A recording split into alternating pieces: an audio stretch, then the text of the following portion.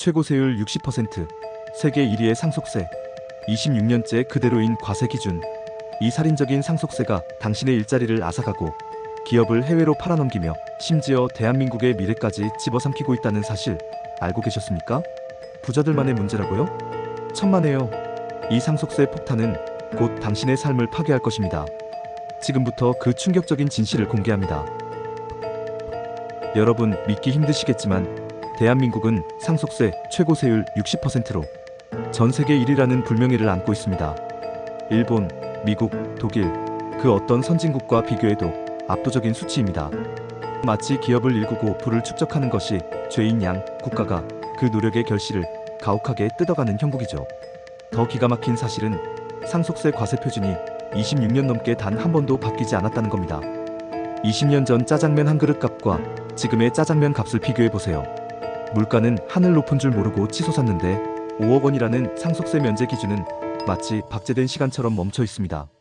전문가들은 지금의 물가 수준을 고려하면 최소 35억 원은 공제되어야 한다고 말합니다. 하지만 국회는 요지부동입니다.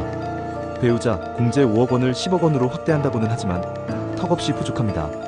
자녀 공제는 겨우 5천만 원이라니 자녀를 낳지 말라는 소리처럼 들릴 지경입니다. 이런 상황에서 어떻게 상속을 이어받고 기업을 키워나가겠습니까? 심지어 과거에는 배우자 상속세 폐지에 동의했던 정치인이 이제 와서는 천억 자산가에게 상속세 100억을 깎아주는 건 말도 안 된다며 부자들에 대한 탄압을 예고하고 있습니다. 과연 이게 특정 부자들만의 문제일까요? 이런 살인적인 상속세 때문에 부자들이 한국을 떠나는 엑소더스 현상이 가속화되고 있습니다.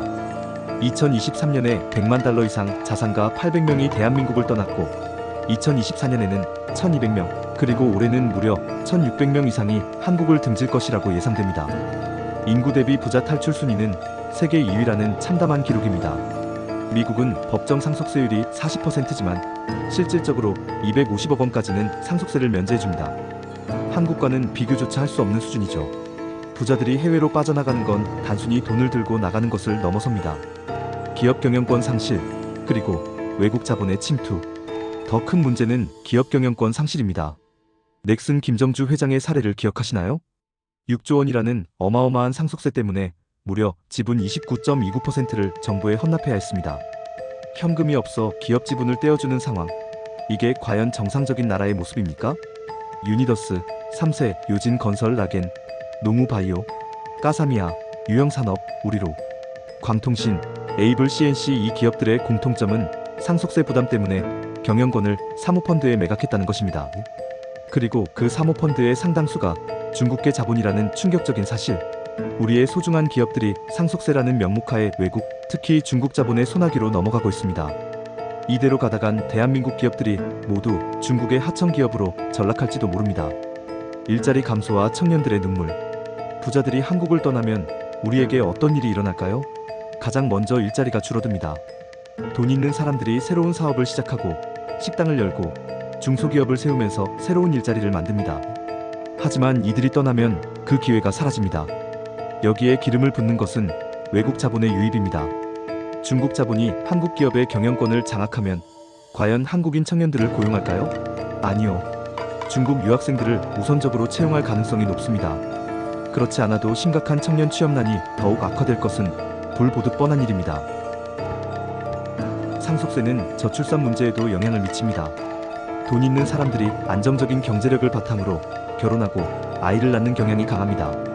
하지만 상속세 때문에 이들이 한국을 떠나거나 부의 대물림이 어려워지면 출산율은 더욱 나락으로 떨어질 수밖에 없습니다. 그리고 부자들만이 아닙니다.